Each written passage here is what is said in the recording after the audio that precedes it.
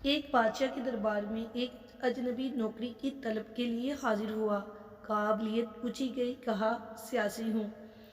سیاسی عربی میں سیاسی فہم، افہام و تفہیم سے مسئلہ حل کرنے والے معاملہ فہم کو کہتے ہیں۔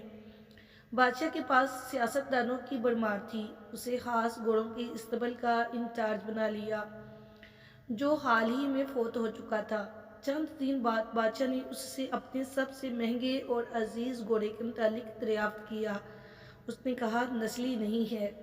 بادشاہ کو تعجب ہوا۔ اس نے جنگل سے سائیں کو بلا کر دریافت کیا۔ اس نے بتایا گھوڑا نسلی ہے، لیکن اس کی پیدائش پر اس کی ماں مر گئی تھی۔ یہ ایک گائے کا دودھ پی کر اس کے ساتھ پلا ہے۔ مسئول کو بلایا گیا۔ تم کو کیسے پتہ چلا اصیل نہیں ہے؟ اس نے کہا جب یہ گھاس کھاتا ہے تو گایوں کی طرح سر نیچے کر کے، جبکہ نسلی گھوڑا گھاس منہ میں لے کر سر اٹھا لیتا ہے۔ بادشاہ اس کی فراست سے بہت متاثر ہوا۔ مسئول کے گھر اناج، گھی اور پرندوں کا اعلیٰ گوشت بطور انعام بھجوایا۔ اس کے ساتھ ساتھ اسے ملکہ کے محل میں تعینات کر دیا۔ چند دنوں بعد بادشاہ نے مصاحب سے بیگم کے بارے میں رائے مانگی۔ اس نے کہا طور اتوار تو ملکہ جیسی ہیں، لیکن شہزادی نہیں ہے۔ بادشاہ کے پیروں تلے سے زمین نکل گئی۔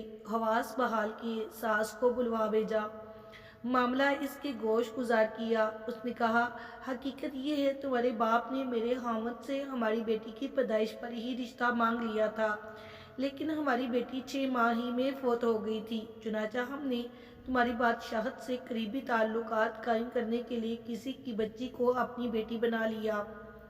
بادشاہ نے مصاحب سے دریافت کیا تم کو کیسے علم ہوا؟ اس نے کہا اس کا حاتموں کے ساتھ سلوک جاہلوں سے بدتر ہے۔ بادشاہ اس کی فراست سے خاصا متاثر ہوا۔ بہت سا اناج، بھیڑ بکریاں بطور انعام دی، ساتھ ہی اسے اپنے دربار میں متعین کر دیا۔ کچھ وقت گزرا، مصاحب کو بلایا، اپنے بارے میں دریافت کیا۔ مصاحب نے کہا جان کی امان۔ بادشاہ نے وعدہ کیا۔ اس نے کہا نہ تو تم بادشاہ زادے ہو، نہ تمہارا چلن بادشاہوں والا ہے۔ بادشاہ کو طوع آیا، مگر جان کی امان دے چکا تھا۔ سیدھا والدہ کے محل پہنچا۔ والدہ نے کہا یہ سچ ہے، تم ایک چرواہے کے بیٹے ہو، ہماری اولاد نہیں تھی، تمہیں لے کر پالا۔ بادشاہ نے مصاحب کو بلایا، پوچھا بتا تجھے کیسے علم ہوا؟ اس نے کہا بادشاہ جب کسی کو انعام و اکرام دیا کرتے ہیں تو ہیرے موتی جواہرات کی شکل میں دیتے ہیں، لیکن آپ بھیڑ بکریاں کھانے پینے کی چیزیں عنایت کرتے ہیں۔ یہ اسلوب بادشاہ زادے کا نہیں، کسی چرواہے کے بیٹے کا ہی ہو سکتا ہے۔ عادتیں نسلوں کا پتہ دیتی ہیں۔ عادات، اخلاق اور طرز عمل خون اور نسل دونوں کی پہچان کرا دیتے ہیں۔